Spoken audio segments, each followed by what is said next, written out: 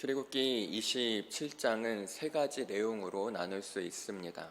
하나님께 짐승을 태워 번제를 드릴 제단의 설계, 성막의 마당이라 할 수 있는 뜰의 규격과 외벽의 설계, 그리고 성막 안에 등잔대의 등불 관리에 관한 내용, 이렇게 세 가지입니다. 제단은 나무로 먼저 만든 후 놋으로 감싸 완성하였습니다. 위아래가 뚫린 정사각 통으로 만든 후 중간 높이에 놋으로 만든 망을 끼워 달았습니다. 성막의 바깥으로 외벽을 만들도록 되어 있습니다. 그런데 성막의 입구의 앞은 제단에서 제사를 올려야 하기 때문에 넓은 공간이 필요합니다. 그래서 그곳을 뜰이라고 부릅니다. 이 뜰 외벽은 성막의 네 겹의 천 중 가장 밑바탕의 소재였던 세마포로 만듭니다. 마지막으로 제사장들은 등잔대의 등불이 밤 동안 꺼지지 않도록 잘 관리해야 합니다.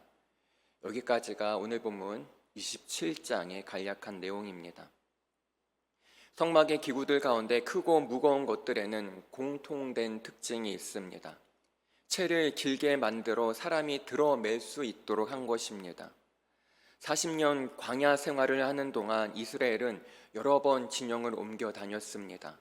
그래서 그때마다 성막을 해체하고 옮겨 다시 세우기를 여러 번 반복했습니다. 하나님께서 성막과 성막 안 기구들은 제사장 가문인 레위 족속만 만질 수 있도록 하셨습니다. 그렇기 때문에 다른 지파도 안 되고 짐승이 들어서도 안 됩니다. 오로지 레위 족속만이 해야 하는 것입니다. 다른 지파들이 짐승을 기르고 농사를 짓는 등 생계를 위한 일을 하는 동안 레위 지파는 제사와 관련된 일을 담당합니다. 그러기에 성막을 옮기는 일을 그들이 맡았다고 해서 이상할 것은 없습니다. 그런데 다만 왜 무거운 짐들을 수레에 실어 짐승이 끌도록 하면 더 편할 텐데 그렇게 하지 않았는지가 의문입니다. 그 이유가 무엇일까요? 왜 하나님은 짐승이 아닌 사람에게 그것을 들도록 하셨을까요? 제사 중에 속죄제가 있습니다. 율법을 범하여 하나님 앞에 죄가 된 것을 사함받기 위한 제사입니다. 이 제사를 위해서는 짐승이 제물로 필요합니다. 짐승이 피 흘린 것을 하나님께서는 죗값을 치른 것으로 인정해 주시는 겁니다. 죄를 지은 사람은 짐승의 희생을 보며 자신의 죄의 무게를 깨닫고 뉘우쳐야 합니다. 가슴을 치며 회개해야 합니다. 하지만 이런 제사를 계속 반복해서 드리다 보면 어떨까요? 점점 차츰 무뎌지고 익숙해질 겁니다. 그리고 당연한 것으로 여겨지게 될 겁니다. 특히 매일마다 제사를 위해 짐승을 잡고 태우는 그 장본인인 제사장들과 레위 지파들은 아마 더욱 그럴 것입니다. 그냥 형식적으로, 그냥 습관적으로 할 수 있습니다. 그래서 하나님은 그들이 무거운 짐을 지도록 하십니다. 짐승이 들고 끌게 하면 편하고 쉽겠지만 이 일만큼은 사람이 직접 짊어지도록 하십니다. 부족하게 남아 죄의 무게를 간접적으로 체험할 수 있기 때문입니다. 이 출애굽기 27장을 읽다 보면 의문이 드는 점이 또 하나 있습니다. 제단은 뜰에 배치되는 물건입니다. 그렇기에 뜰에 대한 설명이 먼저 나오고 제단이 그 후에 나오는 것이 자연스럽습니다. 그런데 하나님은 뜰보다 제단을 먼저 설명하십니다. 25장, 26장도 마찬가지입니다. 증거계, 떡상, 등잔대에 대한 설명을 먼저 하시고 성막은 나중에 말씀하십니다. 혹시 여기에 하나님의 어떠한 뜻이 있지는 않을까요?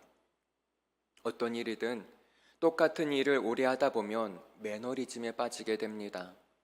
타성에 젖는다고도 하죠. 신앙생활도 마찬가지입니다. 예배의 은혜 받고 말씀의 깨달음을 얻고 영적인 체험을 하면서 신앙은 성장하고 깊어집니다. 이렇게 신앙이 다져지는 시기에는 다른 것이 눈에 잘 들어오지 않습니다. 예배에 은혜 받으면 다른 것은 부족해도 별 문제가 되지 않습니다. 그러나 그러한 시기가 지나고 정체기가 오면 점점 예배 외적인 것에도 관심이 가기 시작합니다. 교회의 본질보다 교회의 환경, 사람, 외적인 구성 요소를 통해 비판하고 불만을 가질 수 있습니다.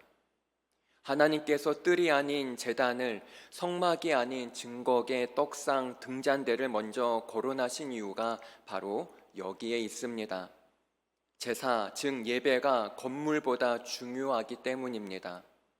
그러기에 하나님께서는 일부러 논리적인 순서를 역행하시면서 설명하신 것입니다. 뜰의 규격이나 외벽의 소재가 중요하면 얼마나 중요하겠습니까? 그것이 거룩한 제단보다 중요하겠습니까? 성막이나 휘장이 중요하면 얼마나 더 중요하겠습니까? 증거계보다 중요하겠습니까? 혹시 내가 예배보다 주변적인 것에 더 많은 관심을 두고 있는지 돌아봐야 합니다. 예배가 다른 어떤 것보다 우선이 되어야 합니다. 이렇게 성막의 설계가 마무리되고 28장 제사장의 옷에 관한 설명을 하기 전에 하나님은 제사장들이 해야 하는 일 한 가지를 명령하십니다. 등잔대의 불이 밤 동안 꺼지지 않게 잘 관리하라는 명령입니다. 하나님께서 제사장이 해야 하는 일 중에 이것을 가장 먼저 명령하셨다는 데에 큰 의미가 담겨 있습니다. 제사장은 자신의 존재 이유를 이렇게 생각할 수도 있습니다. 백성들이 드리는 제사를 돕기 위한 존재, 그 백성을 위한 존재. 그런데 그게 아닙니다. 제사장은 하나님을 위해 존재하는 사람입니다. 제사는 하나님께 드리는 것입니다. 사람을 위한 것이 되면 안 됩니다. 등잔대의 불은 사람이 찾아오지 않는 밤중에도 꺼지지 않고 켜 있어야만 합니다. 마치 하나님께서 우리 모두가 잠든 밤에도 쉬지 않고 우리를 돌보시는 것처럼 말입니다. 밤새도록 켜 있는 등불은 멈추지 않는 하나님의 돌보심을 상징합니다. 출애굽기 27장은 서로 다른 이야기를 하는 것 같으면서도 주제는 하나로 모입니다. 성막이든 교회든 건물보다 중요한 것은 하나님께 올려드릴 제사와 예배입니다. 그리고 제사장은 사람을 위해서가 아니라 하나님을 위해 있는 것입니다. 우리가 무엇에 더 관심을 두고 있는지 돌아봐야 합니다. 하나님이 우선이 되어야 하고 하나님께 영광을 드리기 위해 우리는 오늘 하루도 살아야 합니다. 그렇습니다. 오늘 하루도 사람을 위해서, 눈에 보이는 것을 위해서가 아니라 오직 하나님의 영광을 위해 믿음으로 살아가는 은혜의 복된 하루가 되시길 간절히 소망합니다. 기도하겠습니다. 하나님, 우리의 존재 이유 바로 하나님을 위해서입니다. 하나님을 찬양하고 그 하나님을 경배하기 위해 우리는 지음을 입었습니다. 그 존재의 이유를 기억하며 오늘 하루도 우리가 가는 곳곳마다 찬양이 울려 퍼지며 예수 그리스도의 기적이 일어나는 은혜 충만한 복된 하루 되게 하여 주시옵소서. 감사합니다. 예수님의 이름으로 기도합니다. 아멘.